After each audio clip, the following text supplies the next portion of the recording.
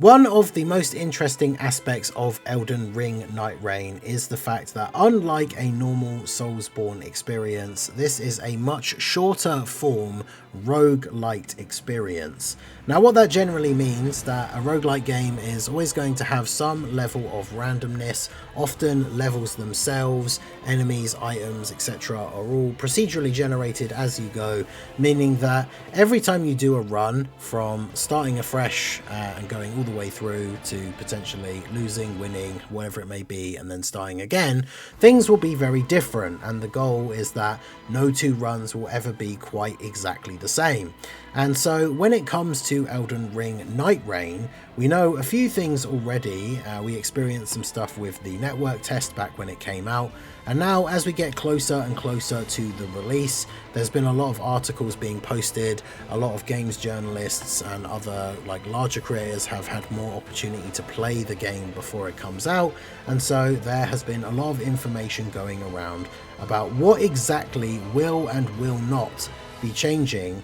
with each run of Elden Ring Nightreign. So we are going to go ahead and jump into all of these details. A lot of this information is taken from the IGN article and a bunch of stuff that has been posted on the official Elden Ring Twitter. So we are going to go through these details here and see what sort of stuff is going to be going on in the different runs. Now, the one thing to mention is a big thing with roguelike games, things like Binding of Isaac, is that the level layouts themselves will be different potentially every time, right? With each room, each connecting section being randomly generated. What we know when it comes to Nightreign and how the level will be set out, the land of Limveld, certain things will not change. So the overall world map, if you open up the map to look at it, the shape of the actual island, the world itself, major geographical features like where cliffs, rivers, lakes, all of that sort of thing are, they will all be the same. The essential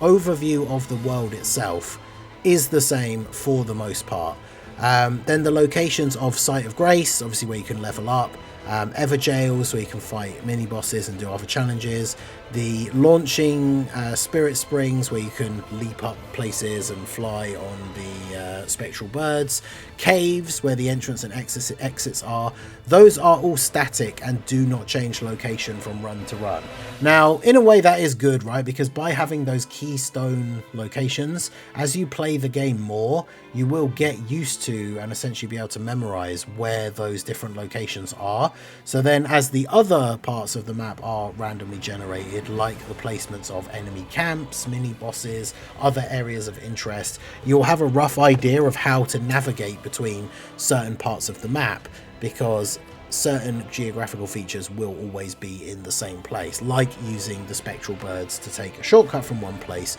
to another. There is also in the center of the map, which I know I for one personally did experience during the network test, there's a giant castle right in the middle where there's a couple of sub tunnels, one of which I know had a mini boss at least one of the times that I played it. There's often a large giant mini boss up on the actual castle battlements, bunch of different loot and stuff like that. That will always be there on every map, so it's kind of like a place you can work towards going to in the middle of the map in order to get some decent rewards, and that will not change. So everything else, so the locations of all the other points of interest, as well as the rewards that you get from those, the wandering mini bosses, and of course the boss that you actually fight at the end of day 1 and day 2, those are all completely random and will be different with each run. Now, the big thing that we've learned recently, which will be a factor to adding some more randomization to these runs, is a feature called Shifting Earth. So occasionally before you go and launch into a new hunt, you can see a modifier on the side of the screen showing you that there is a Shifting Earth modifier in play. So the one that has been shown and that we'll see in footage on the screen is one called Crater. So the northern section of the map was transformed, and a giant crater with rivers of lava and stuff all around it was smack bang in the north part of the map, changing the way the map layout was in a normal run without this modifier in place. And this basically created a whole new area to explore.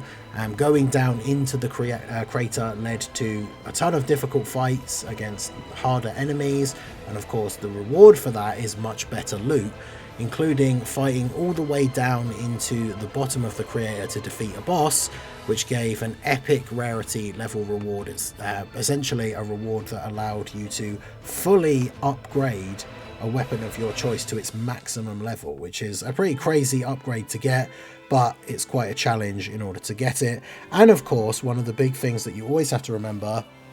is the incoming night, right? The circle, the storm, whatever you want to call it, from these battle royale type games, where as this will start to close in, you have to make sure that you don't get stuck in the crater, because once you're done, to escape you have to go up a significant distance using the trees and the spectral birds, so you can potentially get caught in the crater, and then obviously that could be game over if you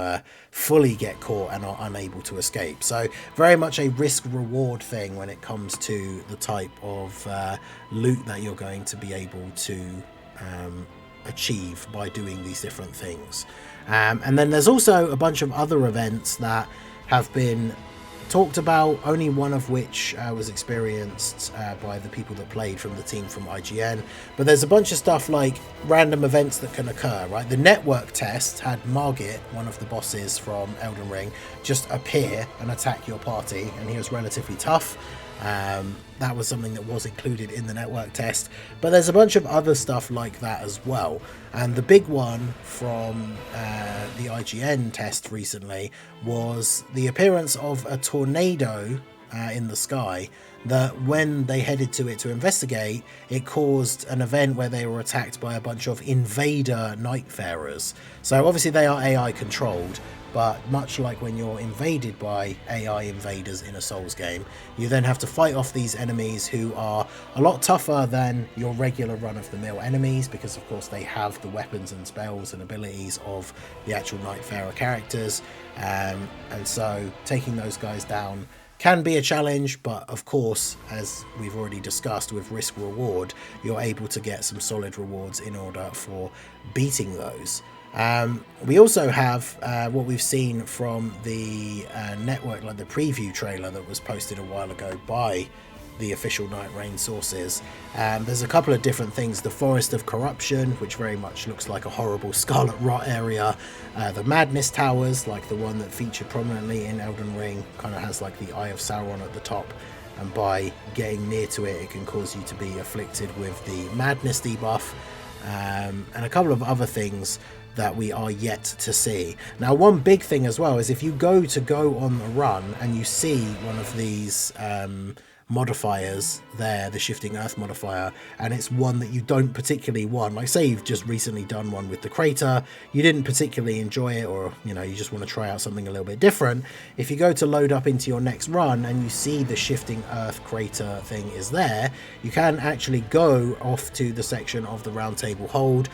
where there is a bed that your character can sleep in, and that essentially removes, like refreshes, it's kind of like re-rolling modifiers essentially, so you will be able to get rid of one that you can see that you might not particularly want to do. Maybe it's a case of you're trying to do all the ones you can, so you don't want to repeat one or something like that, but there will be the option to sleep in the Round Table Hold and re-roll those particular things. So obviously we still have a little while to go now. We are less than 2 weeks away from the game's release, so it'll be very, very interesting to see what other modifiers are going to be in the game when it fully releases. But I am definitely very much looking forward to this. I was very surprised at the announcement of this game originally, because as a fan of the Soulsborne series, it's not something that I necessarily would have even thought of as a concept for a game within like the Soulsborne franchise, but the more and more we see of this game, the more excited I am to play it. So let me know what you guys think down below in the comment section. How excited are you for the release of Nightreign? Let me know what format you guys are getting it on if you are indeed picking it up,